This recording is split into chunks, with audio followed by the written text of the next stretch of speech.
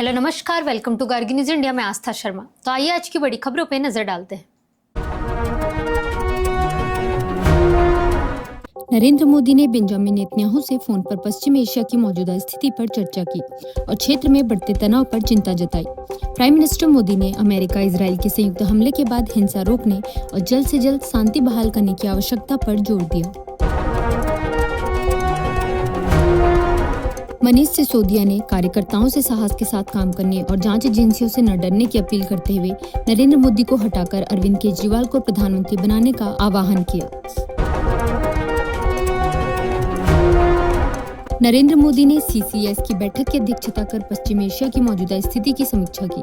बैठक में क्षेत्र में रह रहे और फंसे भारतीय नागरिकों की सुरक्षा तथा हालात बिगड़ने की स्थिति में उठाए जाने वाले कदमों पर चर्चा हुई। मल्लिकार्जुन खड़गे ने अली खामेनेई की हत्या और ईरान पर हमले को रेजिम चेंज नीति और एक तरफा दबाव की वापसी बताया। उन्होंने कहा कि किसी संप्रभु राष्ट्र के प्रमुख की लक्षित हत्या अंतर्राष्ट्रीय नियमों के खिलाफ है और राजनीतिक वैधता बल प्रयोग से स्थापित नहीं की जा सकती।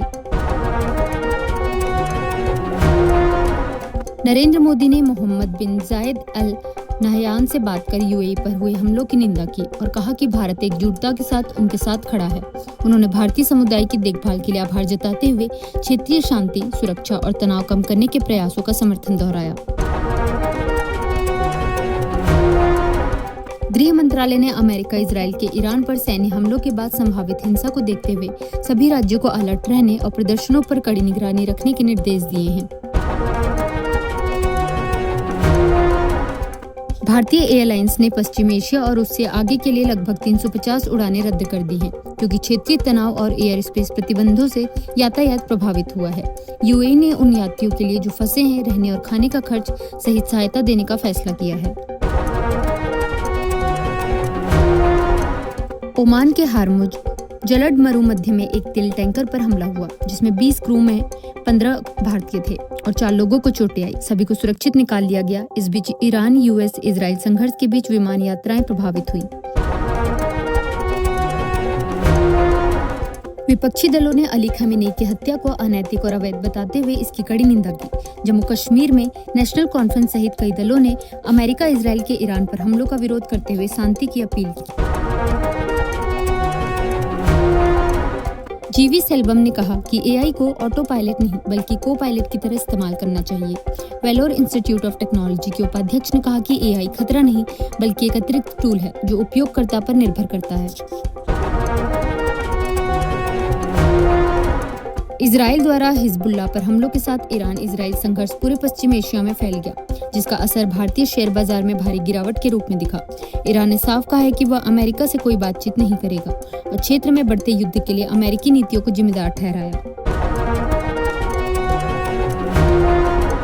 अली लारीजानी ने कहा है कि ईरान अमेरिका के साथ किसी भी तरह की बातचीत नहीं करेगा और क्षेत्र में बढ़ते तनाव के लिए वॉशिंगटन को जिम्मेदार ठहराया। उन्होंने आरोप लगाया कि डोनाल्ड ट्रंप की भ्रमित कल्पनाओं ने पश्चिम एशिया को अराजकता में धकेल दिया है।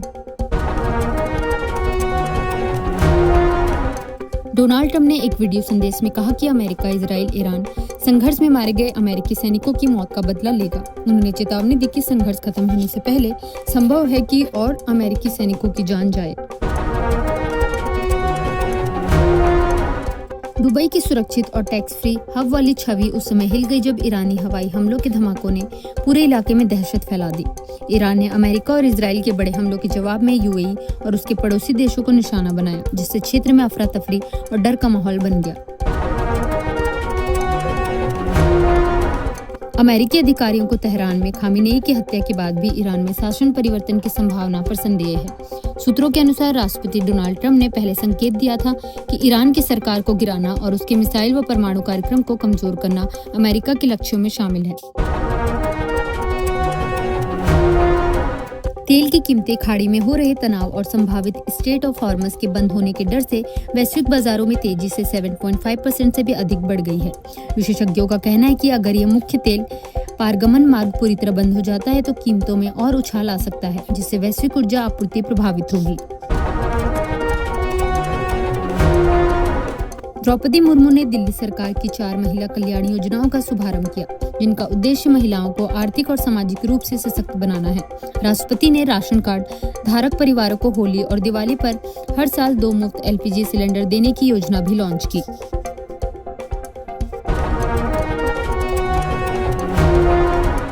नरेंद्र मोदी ने कनाडा के प्रधानमंत्री मार्क कार्नी के साथ द्विपक्षीय वार्ता की और भारत कनाडा रणनीतिक संबंधों की प्रगति की समीक्षा की। इससे पहले विदेश मंत्री S जयशंकर ने कनाडाई प्रधानमंत्री से मुलाकात कर दोनों देशों के बीच भविष्य केंद्रित साझेदारी को मजबूत करने की उनकी प्रतिबद्धता की सराहना की। ईरान इजराइल युद्ध के बीच अमेरिका ने चौथे सैनिक की मौत की पुष्टि की है, जबकि कुवैत ने गलती से 3 अमेरिकी F-15 लड़ाकू विमान मार गिराए। अमेरिका इजराइल हमलों में ईरान में 550 से अधिक लोगों की मौत की खबर है, जिससे पूरे पश्चिम एशिया में तनाव और बढ़ गया है।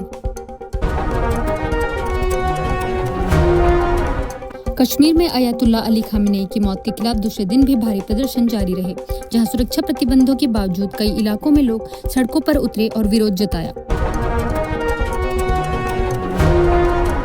राष्ट्रपति द्रौपदी मुर्मू ने IAS अधिकारियों से प्रशासन को सरल बनाने के लिए AI आधारित तकनीकों को पूरी तरह अपनाने का आह्वान किया।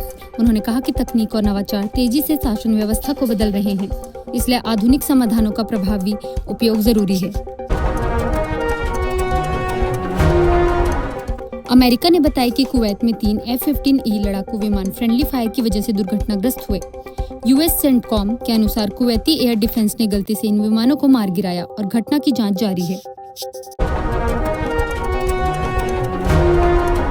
अमेरिका ने कहा कि कुवैत ने गलती से 3 अमेरिकी लड़ाकू विमान मार गिराए, जिसकी जांच जारी है। भारत और कनाडा ने ऐतिहासिक यूरेनियम समझौता का $50 अरब के व्यापार लक्ष्य पर सहमति जताई।